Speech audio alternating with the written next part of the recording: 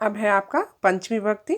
इसका चिन्ह है से और ब्रैकेट में लिखा है अलग। ये इसलिए लिखा हुआ है यानी कि कोई भी चीज़ किसी से अलग जब होती है तो पंचमी विभक्ति का प्रयोग किया जाता है। वैसे तो से यहाँ पर भी लिखा हुआ है, लेकिन ये से किस लिए है? ये दो चीज़ों को जोड़ने के लिए, कर्ता के साथ कर्म को जोड़ने के लिए, और ये क्या है? उसको अलग करने के लिए। ठीक है, इसलिए ब्रैकेट में लिखा है कि ये वाला चिन्ह जो जब भी कोई चीज़ किसी से अलग हो रही हो तो आप समझ जाएं कि ये तो पंचमी विभक्ति का चिन्ह है से। ठीक है ना? इसका कैसे बनेगा? बालकात, बालकाभ्याम, बालकेभ्यः। एक वचनम में स्वर क्या निकला? इसमें आत, आ की मात्रा डाली है, त हलंत। ठीक है, द्विवचनम में आभ्याम। एक चीज आप देख रहे हैं कि द्विवचनम में ज्यादातर दो दो तीन तीन एक जैसे चलते हैं, शब्द रूप ज्यादा बदलते नहीं है। सिर्फ प्रथम एक वचनम के सारे बदलते हैं और बहुवचनम में कुछ बदलते हैं। द्विवचनम में ज्यादा दो दो करके एक जैसे रहते हैं, जैसे प्रथमा द्वितीया के औ, तृतीया चतुर्थी पंचमी आभ्याम और षष्ठी सप्तमी अयोह, ये रहेगा। तो द्वितीय विभक्ति द्विवचनम वाला आपको याद करने में बहुत इजी है। बहुवचनम में चेंज होते जाते हैं और एक वचनम में भी चेंज होते हैं, लेकिन बहुवचनम में भी दो एक जैसे रहते हैं। कौन कौन से? जैसा अभी मैंने आपको बताया था चतुर्थी विभक्ति एभ्यः, तो पंचमी विभक्ति में भी एभ्यः। ठीक है, पहचान क्या होगी? पहचान यही चिन्ह होंगे, इसीलिए ये चिन्ह बताए गए हैं कि हमें कैसे पता चलेगा एभ्यः किसके लिए है, चतुर्थी विभक्ति के लिए, पंचमी विभक्ति के लिए। तो वो आपको वाक्य से पता चलेगा। अगर कोई चीज किसी के लिए है तो एभ्यः, दैट मीन्स वो कौन सा हो गया? चतुर्थी विभक्ति वाला। और अगर कोई चीज किसी से अलग हो रही है तो उसका मतलब वो कौन सा हो गया? पंचमी विभक्ति वाला। ठीक है, अभी समझ आया बेटा?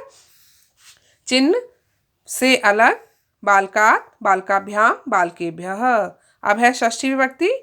का, के, की, और मैंने ऑब्लिक करके स्लैश करके लिखा है रा, रे, री, यानी इसके चिन्ह होते हैं ये। कौन से रा, रे, री? अब आप सोचोगे क्या है? जैसे मेरा, मेरे, मेरी, हमारा, हमारे, हमारी, तुम्हारा, तुम्हारे, तुम्हारी।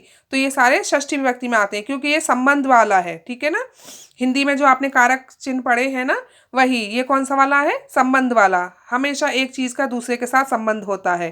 तो का, के, की। अब यहाँ पर है बालकस्य, यानी लड़के का या तो लड़के की, और बहुवचनम के लिए के यूज होगा। ठीक है, इसका क्या है? स्य। द्विवचनम में बालकयोः, इसका क्या है स्वर? योः, लेकिन हम कैसे बोलेंगे? अयोः करके याद करेंगे। ठीक है, फिर है बाल का नाम, बहुवचनम, इसमें क्या है स्वर? आनाम। ठीक है, लिखा हुआ है आनाम और मात्रा सिर्फ लगा के आनाम। ऐसे समझ नहीं आएगा कि मात्रा लगा के हम पढ़ें कैसे, तो इसीलिए मैं बार बार याद दिला रही हूँ कि बोलना मुंह से ऐसे है और लिखना इस तरह से है। फिर है सप्तमी विभक्ति। ये है, इसका चिन्ह है मैं और पर, इसके भी दो चिन्ह हैं। एक वचनम में इसका बनेगा बाल के, द्विवचनम में बनेगा बालकयोः, और बहुवचनम में बनेगा बालकेषु। यानी जब एक लड़का है उसमें पीछे मैं चिन्ह है या पर जैसे, तो उसमें क्या बनेगा? ए की मात्रा लग जाएगी, स्वर क्या निकलेगा?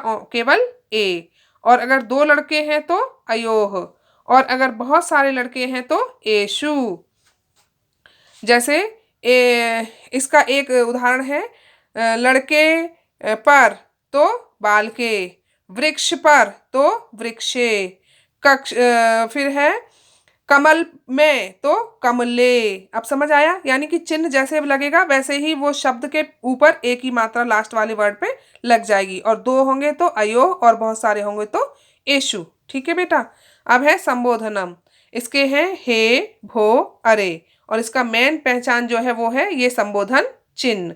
यानी कि कई बार ये लिखा होता है और कई बार नहीं भी लिखा होता है, सिर्फ नाम लिखा होता है और पीछे चिन्ह लगा होता है, तो उससे ही हमें पता चल जाता है कि ये संबोधन का शब्द है। इसमें क्या होता है? एक वचनम में हे बालक, यानी कोई विसर्ग वगैरह इसमें नहीं होती है।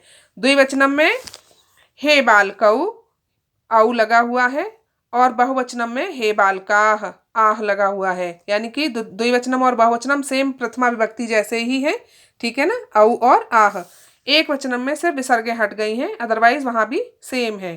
ठीक है बेटा, अभी आपको ये समझ आया। मैं एक बार इसको पूरे चिन्ह के साथ बताती हूँ कैसे पढ़ना है, इसको याद कैसे करना है। प्रथमा ने बालकः बालकौ बालकाः, द्वितीया को बालकम बालकौ बालकान, तृतीया से के द्वारा के साथ, बालकेन बालकाभ्याम बालकैः, चतुर्थी को के लिए, बालकाय बालकाभ्याम बालकेभ्यः, पंचमी से अलग, बालकात् बालकाभ्याम बालकेभ्यः, षष्ठी का के की रा रे री, बालकस्य बालकयो बालकानाम, सप्तमी में पर, बालके बालकयोः बालकेषु, संबोधन हे भो अरे, हे बालक, हे बालकौ, हे बालकाः। अब आपको अच्छे से समझ आ गए होंगे बेटा। ये हिंदी में आपने कारक चिन्ह पढ़े ही हुए हैं और याद करने का तरीका यही रखना ताकि आपको ये नहीं भूलेगा कि किस चिन्ह के साथ में क्या स्वर निकलता है। ठीक है बेटा, इस तरह याद करेंगे तो आपको बहुत अच्छे से याद हो जाएगा और कोई गलती भी नहीं आप करेंगे।